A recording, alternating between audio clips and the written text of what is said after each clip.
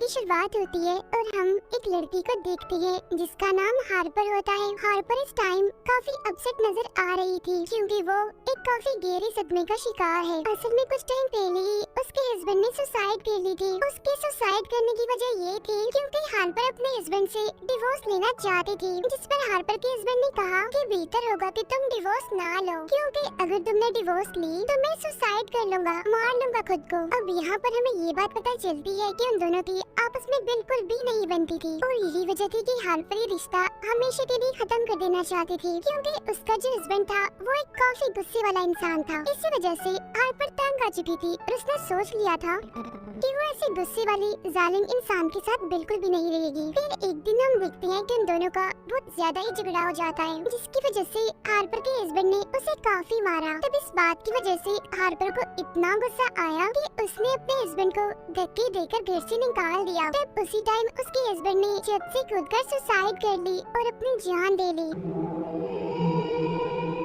यहाँ हार्पर अपने हस्बैंड की मौत का जिम्मेदार खुद को ही समझती है और इसी वजह से वो इन सारी चीजों से बाहर नहीं निकल पा रही। हालांकि वो सब कुछ भुलाकर मूव ऑन करना चाहती है, लेकिन वो ऐसा नहीं कर पा रही थी। तो अब इस सब को भुलाने के लिए उसने घर किराए पर ले लिया, जो कि एक गांव में था। लेकिन ये गांव कंट्री साइड पर ही बना हुआ है और ये गांव बहुत ही खूबसूरत होता है। जैसे हार्पर घर में एंटर होती है तो वो उस घर के गार्डन में एक काफी बड़ा एप्पल का ट्री देखती है। उसने फौरन वहाँ से एक एप्पल तोड़ा और उसे खाने लगी। इसके बाद घर के अंदर जाकर उसकी मुलाकात हुई जेफरी से, जो कि असल में इस घर का ऑनर होता है। यहाँ उन दोनों के बीच कुछ नॉर्मल बातें भी होती है, लेकिन नॉर्मल बातों से हटकर जेफरी यहाँ पर काफी अजीब बातें भी कर रहा था, लेकिन उन बातों को हार्पर समझ नहीं पा रही थी। खैर कुछ देर के बाद जेफरी वहाँ से चला जाता है। थोड़ी देर के बाद हार्पर अपनी बेस्ट फ्रेंड को वीडियो कॉल करती है। वो उसे अपने इस नए घर के बारे में बताती है और उसे ये घर भी दिखाती है। इसके बाद जब हार्पर फोन बंद करती है तो वो काफी देर तक अपने हस्बैंड के बारे में ही सोचती रहती है। फिर फौरन बाद ही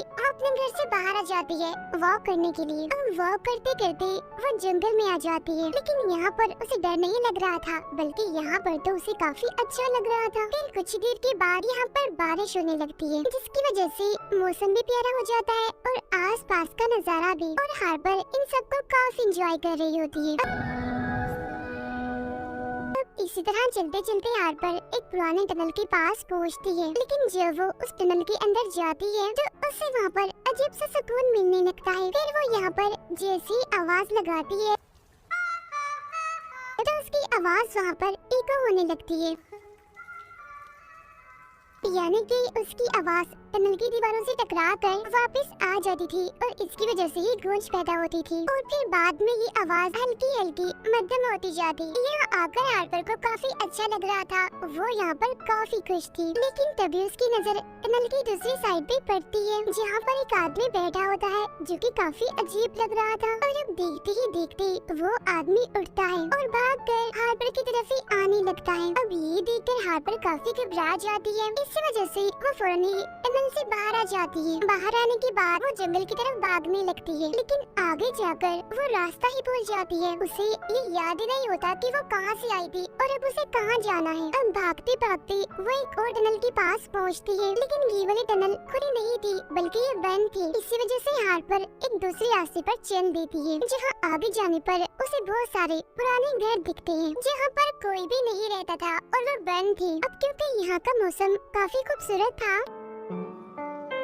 इसीलिए हार्पर फौरन से अपना मोबाइल निकालती है और आसपास की पिक्चर्स और वीडियोस बनाने लगती है। लेकिन तभी अचानक से उसकी नजर उसी अजीब सी आदमी पे पड़ती है, जिसने कपड़े नहीं पहने हुए थे और वो अजीब हालत में खड़ा हुआ था। अब उसे देखकर हार्पर काफी डर जाती है और फौरन ही वहाँ से भागने लगती है। फिर किसी तरह उसे सही रास्ता मिल जाता है और वो अपने घर पहुँच जाती है। घर पहुँचने के बाद वो दोबारा से अपने फ्रेंड को कॉल करती है और जो कुछ उसके साथ जंगल में हुआ वो अपने दोस्त को भी बताती है। तभी अचानक से उसकी नजर फिर से उसी अजीब आदमी पे पड़ जाती है, जो कि हार्पर का पीछे करती करती उसके घर तक आ गया था। तब ये देखकर हार्पर फोन बंद करती है और फौरन से दरवाजे को बंद करने के लिए चली जाती है, लेकिन दरवाजा ठीक से बंद नहीं हुआ था, वो अभी भी थोड़ा सा खुला हुआ था।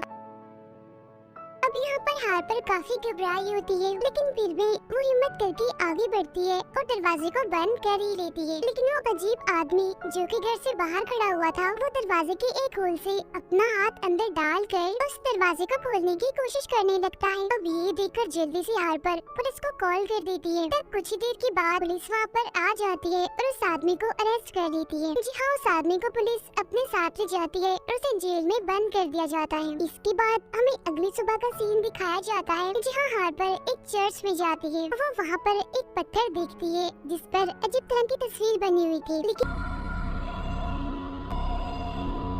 उसमें से अजीब तरह की आवाजें भी आ रही होती हैं। अब यहाँ इस चर्च में बैठकर हार्पर काफी रोती है। फिर कुछ टाइम के बाद वो चर्च से बाहर आकर घर जाने लगती है, लेकिन तभी अचानक से उसकी नजर एक स्ट्रेंजर पर पड़ती है जिसने की मास्क पहना हुआ था। यहाँ वो स्ट्रेंजर हार्पर से काफी अजीब तरह की बातें करने लगता है। वो उसे कहता है कि चलो आओ हम हाइड एंड सीक गेम खेलते हैं, लेकिन हार्पर उसे ऐसा करने से साफ इनकार कर देती है कि मैं तुम्हारे साथ कोई भी गेम नहीं खेलूंगी। तब इतनी ही देर में चर्च के एक फादर वहाँ पर आते हैं। वो वहाँ पर आते ही उस स्ट्रेंजर को वहाँ से भेज देते हैं। जी हाँ, बाद में हार्पर और वो फादर बैठकर आपस में बातें करने लगते हैं। यहाँ हार्पर अपनी और अपने हस्बैंड की सारी बातें फादर को बता देती है। तब उसकी बातें सुनकर फादर कहता है कि सब में तो तुम्हारी गलती है, आज तुम्हारी वजह से तुम्हारा हस्बैंड इस दुनिया में नहीं है, क्योंकि तुमने ही उसे ऐसा करने पर मजबूर किया।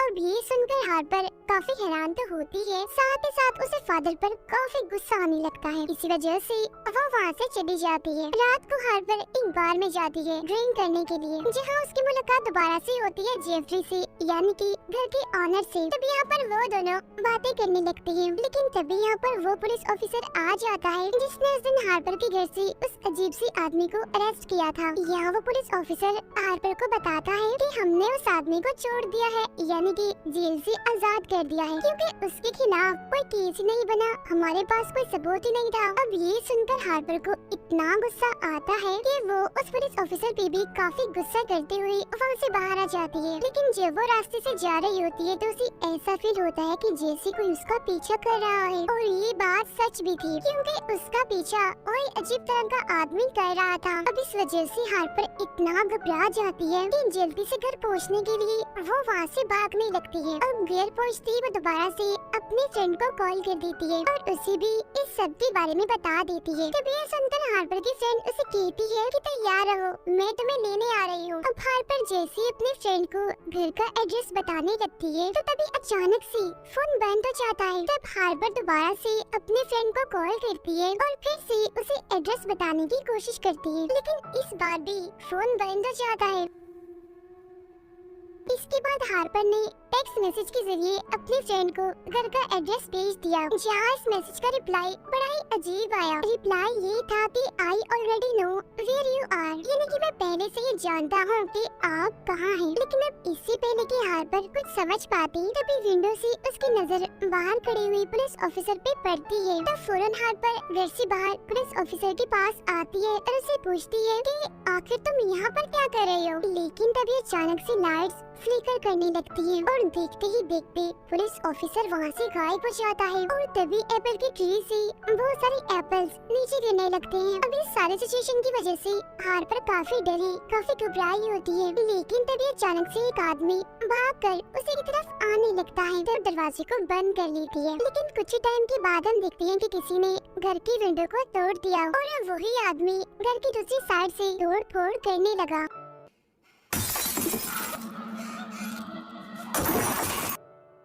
अब ये देखकर हार्पर भी नाइफ उठा लेती है उसका सामना करने के लिए। लेकिन तभी अचानक से घर के मेन डोर पर कोई नॉक करने लगा। तब इस वजह से हार्पर चिल्ला कर ये कहने लगी कि तुम जो कोई भी हो, अगर तुम अंदर आई तो मैं तुम्हें जान से मार डालूंगी। लेकिन तभी अचानक से दरवाजा खोलकर अंदर आता है जेफरी। तो इस वजह से हार्पर ने उस पर हमला नहीं किया और वो रुक गई। अब यहाँ जेफरी हार्पर से कहता है कि मैंने तुम्हारे चिल्लाने की आवाज सुनी, इसी वजह से तो मैं फौरन भागकर यहाँ पर आ गया। अब बताओ क्या हुआ है तुम्हें, क्या तुम ठीक हो। तब हार्पर उसे बताती है कि असल में कोई विंडो तोड़कर घर के अंदर घुसने की कोशिश कर रहा था। तब ये सुनकर जेफरी विंडो को जाकर चेक करता है, जो कि सच में टूटी हुई थी, लेकिन पास में ही एक काले रंग का बैग भी पड़ा हुआ था। अब ये देखकर जेफरी घर से बाहर आकर चेक करने लगता है कि यहाँ पर कोई है तो नहीं, लेकिन तभी अचानक से फिर से लाइट्स फ्लिकर करने लगती है और इस बार देखते ही देखते जेफरी गायब हो जाता है। और अब यहाँ पर हार्बर के सामने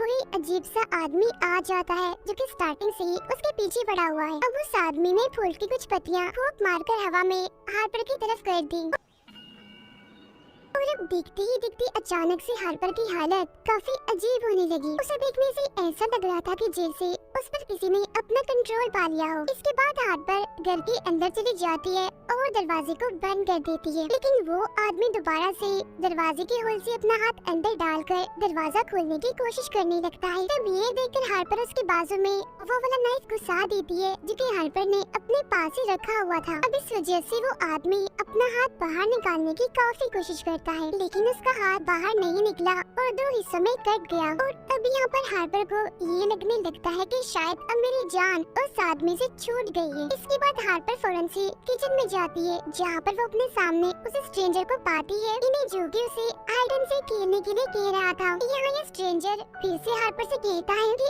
आओ मेरे साथ हाइड एंड सीक गेम खेलो। अब यहाँ पर नोटिस करने वाली बात ये है कि इस स्ट्रेंजर का हाथ भी बिल्कुल वैसे कटा हुआ था जैसे उस अजीब आदमी का कटा था दरवाजे में आकर। यहाँ पर हार्पर स्ट्रेंजर से कहती है कि तुम्हारे लिए बेहतर होगा कि तुम यहाँ से चले जाओ, वरना मैं तुम्हें जान से मार डालूंगी। तब इस पर वो स्ट्रेंजर कहता है कि नहीं हार्पर, तुम ऐसा नहीं कर सकती। ये कहकर वो हार्पर के पास आ गया, लेकिन अब चूंकि यहाँ पर हार्पर के पास और कोई ऑप्शन तो नहीं होता, तो इसी वजह से वो स्ट्रेंजर के साथ हाइड एंड सीक गेम खेलने के लिए तैयार हो जाती है। हार्पर दरवाजे को बंद कर लेती है और 10 तक काउंटिंग करने लगती है। वो जैसे 10 बोलकर पलटती है, तो तभी यहाँ पर उसके सामने आ जाता है चर्च का वही फादर, जिसे हार्पर पहले भी मिल चुकी है। और अब फादर हार्पर की तरफ बढ़ने लगता है। अब इस वजह से हार्पर काफी डर जाती है और दूसरे रूम में चली जाती है। अब फादर का हाथ भी बिल्कुल वैसे कटा हुआ था जैसे उस अजीब आदमी और स्ट्रेंजर का कटा हुआ था। यहाँ फादर हार्पर के साथ मिसबिहेव करने लगता है, लेकिन हार्पर ने नाइफ से